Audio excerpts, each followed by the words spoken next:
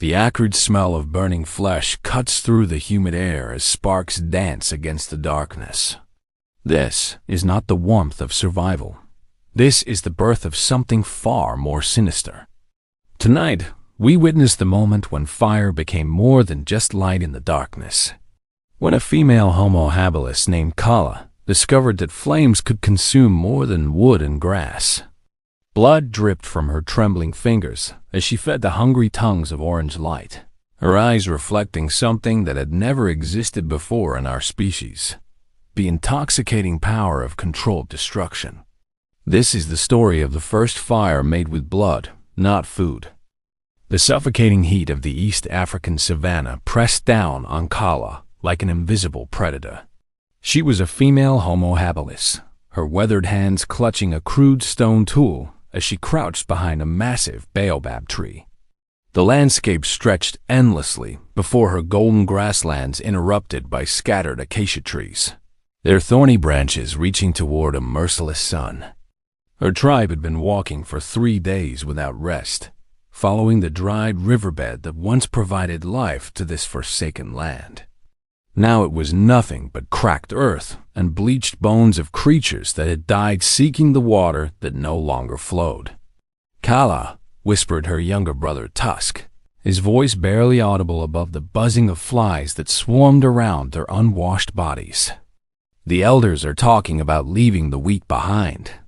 She turned to study his gaunt face, seeing her own desperation reflected in his hollow eyes. At barely 14 seasons, Tusk was already showing signs of the wasting sickness that had claimed their mother 2 moons ago. His ribs protruded beneath his dark skin, and his breathing came in shallow gasps. The tribe of 30 had dwindled to barely 15 survivors. Each day brought new horrors, predators that stalked them through the night, poisonous water sources that left members writhing in agony, and the constant gnawing hunger that made them consider things that should never be considered. Elder Grom, their leader, raised his gnarled hand to signal a stop. His scarred face bore the marks of countless battles with both beasts and rival tribes.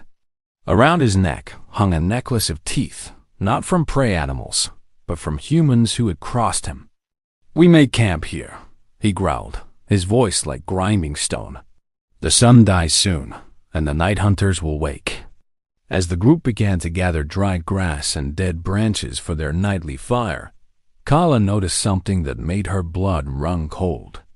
Elder Grom was staring at Tusk with the same calculating look he'd given to old Marta before she mysteriously disappeared 3 nights ago. The wind picked up, carrying with it the putrid smell of decay from somewhere deeper in the savanna. In the distance, hyenas began their haunting laughter, a sound that seemed to mock their desperate situation. Kala's grip tightened on her stone blade as a terrible realization crept into her mind like poison. Tonight, someone in their group would not see the sunrise. And if she didn't act first, it would be her brother. The first stars appeared in the darkening sky, cold and indifferent to the drama about to unfold below. The fire crackled weakly in the center of their makeshift camp, its orange glow barely illuminating the haggard faces of the survivors. Shadows danced across their hollow cheeks as they huddled together, but there was no warmth in their proximity, only the cold calculation of predators sizing up their prey. Kala watched Elder Grom from across the flames, noting how his eyes kept drifting to Tusk, who lay curled on his side, racked with fever. The boy's labored breathing was becoming more pronounced, and bloody spittle had begun to foam at the corners of his mouth. "The spirits are angry with us," muttered Vara, an old woman whose milky eyes had long ago lost their sight but seemed to see too much. "They demand a sacrifice to restore the rains." Several heads nodded in agreement around the fire. Desperation had made them superstitious, willing to believe in any explanation that might offer hope for salvation. "The boy is dying anyway," Elder Grom said, his words cutting through the night air like a blade. "Better his death serves the tribe than feeds the scavengers." Kala felt her heart hammering against her ribs. She had seen this before, the gradual dehumanization that came with starvation. The way survival could transform people into monsters wearing familiar faces. "He is still breathing," she said, her voice steady despite the terror coursing through her veins. "For now," Grom replied with a cold smile. "But the fever grows stronger. Soon he will be beyond help. Would you have us wait until he becomes a burden we cannot carry?" The other survivors avoided eye contact, but their silence was deafening. In their weakness, they had already made their choice. As if summoned by their dark intentions, a pack of spotted hyenas materialized at the edge of their firelight. Their eyes reflected the flames like tiny demons, and their panting breath created small clouds in the cooling night air. The scavengers had learned to follow human desperation. They knew that where starving people gathered, death was never far behind. Tusk stirred, his eyes fluttering open to meet his sister's gaze. In that moment, she saw not just her dying brother, but the last remnant of innocence in a world that had forgotten mercy. "Kala," he whispered, his voice barely a breath. "I'm cold." Elder Grom stood, his massive frame casting a long shadow across the dying embers. In his hand, he held a sharpened stick that had been hardened in countless fires, a tool that had ended many lives before this night. But as he took his first step toward Tusk, Kala moved with the desperate speed of a mother protecting her young. The stone blade in her hand found its target with savage precision. The wet sound of stone piercing flesh echoed across the savannah like a thunderclap. Elder Grom stumbled backward, his eyes wide with shock as he stared down at the crude blade protruding from his throat. Dark blood poured between his fingers as he tried desperately to stem the flow. But Kala had struck true. "What have you done?" screamed Vera, scrambling away from the fire on her hands and knees. "You've killed us all!" The other survivors sat frozen in terror, their faces illuminated by the firelight as Grom collapsed to his knees. He tried to speak, but only gurgling sounds emerged from his ruined throat. His eyes met Kala's one final time before the light faded from them, and his massive body toppled forward into the dirt. The hyenas at the edge of the camp began to pace excitedly, their keen noses detecting the fresh scent of human blood. Their cackling grew louder, more frenzied, as if they were celebrating the violence that had just unfolded. "Now what?" whispered Jorik, a thin man whose hunting skills had kept them alive through the worst days. He was our leader. Without him, we're just prey waiting to die. Kala pulled her blade from Grom's throat with a sickening sound. The stone was slick with blood that looked black in the firelight. Something had awakened within her, something primal and terrible that whispered of power and control. "He would have killed my brother," she said, her voice carrying a new authority that surprised even her. "Just as he killed Marta. Just as he killed the others who became too weak to travel." The survivors exchanged nervous glances. They had all suspected the truth about their missing companions, but none had dared voice their fears. Tusk managed to sit up, his fever-bright eyes fixed on his sister. "Kala," he whispered, "there's something different about the fire." She turned to look at the flames and felt her breath catch. Where Grom's blood had spilled into the burning wood, the fire had changed. The ordinary orange glow had deepened to a rich crimson, and the flames seemed to dance with new intensity. The smoke that rose from this blood-fed fire carried a strange, intoxicating scent, metallic yet sweet, like copper mixed with honey.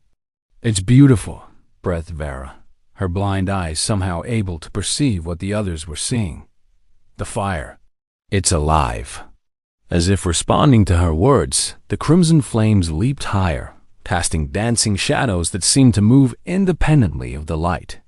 The hyenas beyond the camp fell silent, their primitive minds recognizing something that transcended their understanding. Kala felt a surge of power unlike anything she had ever experienced. The blood-fed fire wasn't just burning, it was consuming, transforming, becoming something more than mere flame and fuel. And deep in her heart, she knew this was only the beginning. The blood-crimson flames towered nearly twice the height of a normal fire, casting writhing shadows across the savannah that seemed to dance with malevolent intelligence. The heat radiating from the supernatural blaze was intense enough to make the survivors step back, yet none could look away from its hypnotic beauty. "Feed it more," Kala commanded, her voice carrying an authority that brooked no argument. The power flowing through her veins felt intoxicating, addictive in a way that frightened and thrilled her simultaneously. Jorik hesitated, his hunting spear trembling in his weathered hands. "More? What do you mean more?" "Blood," she replied simply, gesturing toward Grome's cooling corpse. "The fire hungers for it. Can't you feel it calling?" The other survivors shifted uneasily, but their eyes remained fixed on the mesmerizing flames. There was something seductive about the way the fire moved, the way it seemed to pulse with each gust of wind like a beating heart. Vera crawled closer to the blaze, her blind eyes reflecting the crimson light like polished stones. "I can hear them," she whispered, her voice filled with wonder and terror. "The old spirits, they're speaking through the flames." As if summoned by her words, the fire suddenly roared higher, sending sparks spiraling into the star-filled sky. The sparks didn't fade like normal embers. Instead, they hung in the air like tiny red stars before slowly descending back to Earth. Tusk struggled to his feet, his fever-weakened body somehow finding strength in the presence of the blood fire. "Sister," he said, his voice stronger than it had been in days. "Something is happening to me. The pain. It's going away." Kala turned to study her brother's face and gasped. The gaunt hollows beneath his eyes were filling out, and the sickly pallor of his skin was being replaced by a healthy glow. The blood fire wasn't just burning, it was healing. "Impossible," breathed Jorik, but his skepticism was wavering as he witnessed the miracle unfolding before them. The hyenas that had been circling their camp began to retreat, whimpering like frightened cubs. Even these apex scavengers recognized that something had shifted in the natural order, something that challenged their place in the food chain. But as the healing power of the flames worked its magic on Tusk, Kala noticed that the fire was beginning to diminish. The crimson glow was fading back to ordinary orange, and with it, her brother's newfound vitality began to ebb.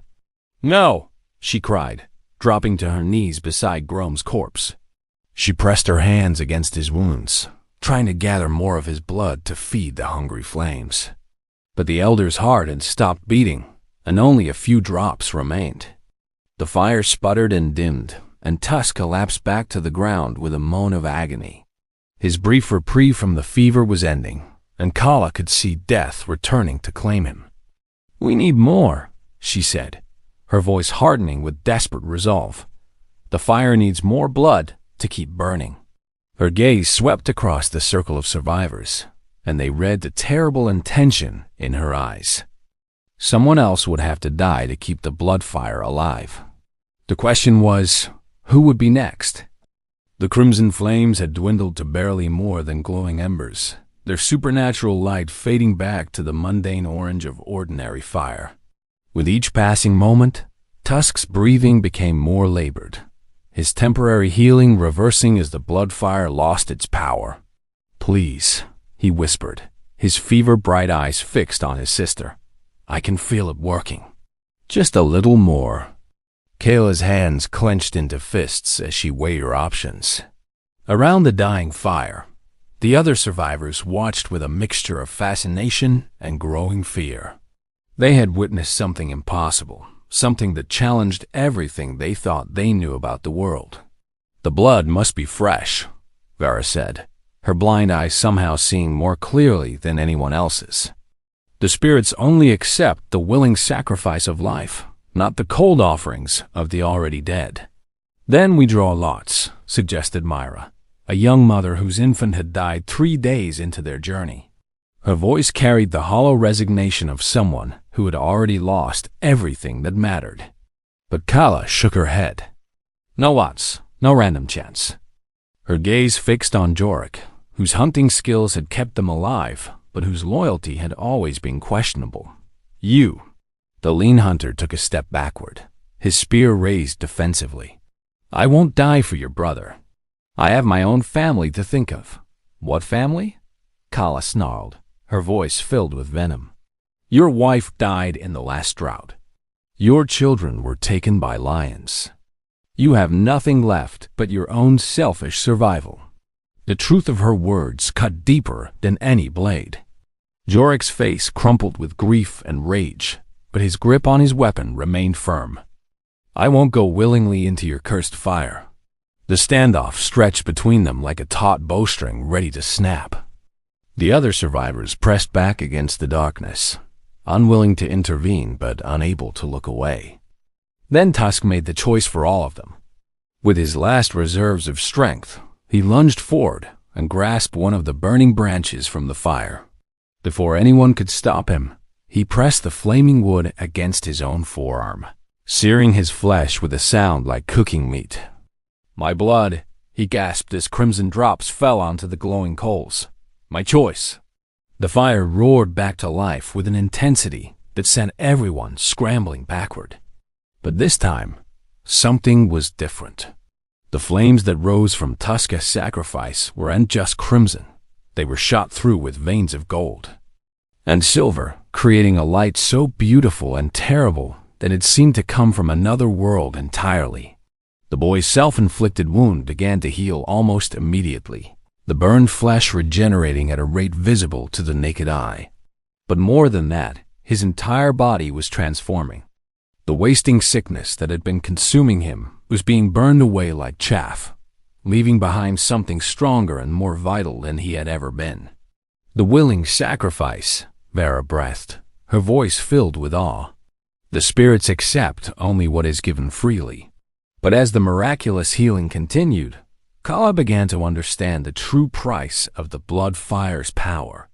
Each drop of willing sacrifice didn't just feed the flames. It bound the giver to something ancient and hungry, something that had been waiting in the darkness for eons.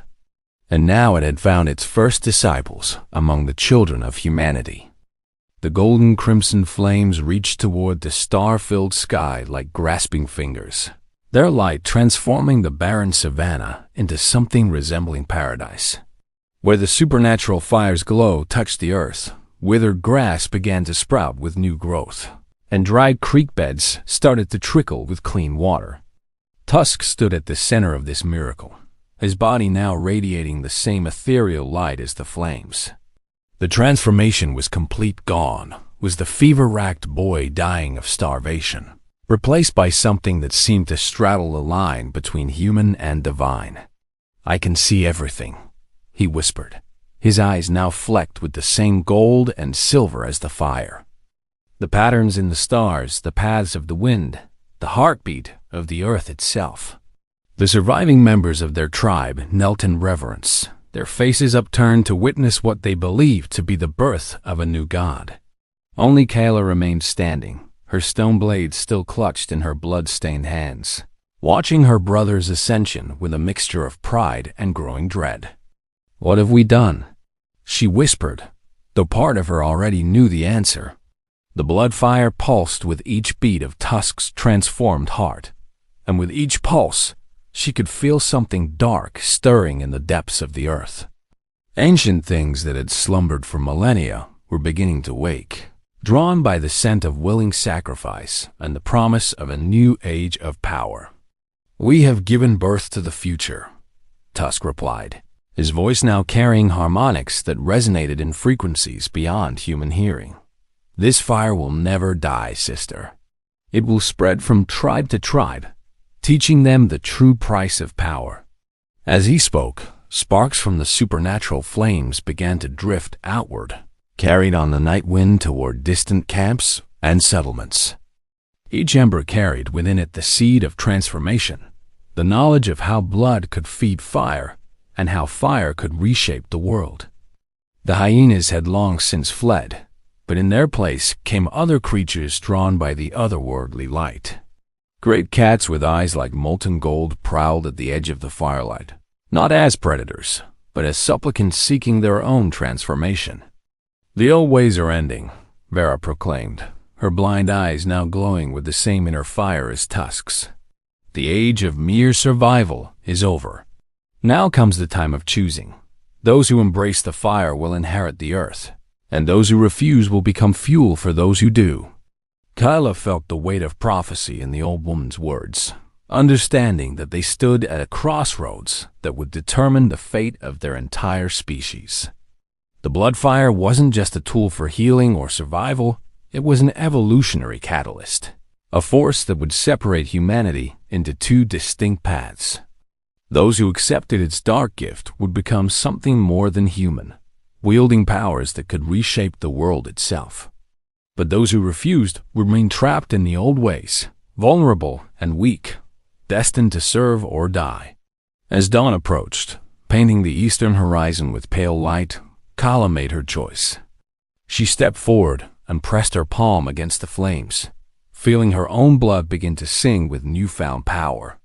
The age of fire had begun, and with it, the long descent into darkness that would define humanity's future for millennia to come. The first blood fire would never truly die. It would burn in the hearts of tyrants and visionaries, feeding on willing sacrifice and growing stronger with each generation. And sometimes, on the darkest nights, those who knew where to look could still see its crimson glow flickering in the eyes of those who had learned its terrible secrets. This was the gift that Kala and Tusk gave to their descendants, the knowledge that power always demands a price, and that some fires can only be fed with blood.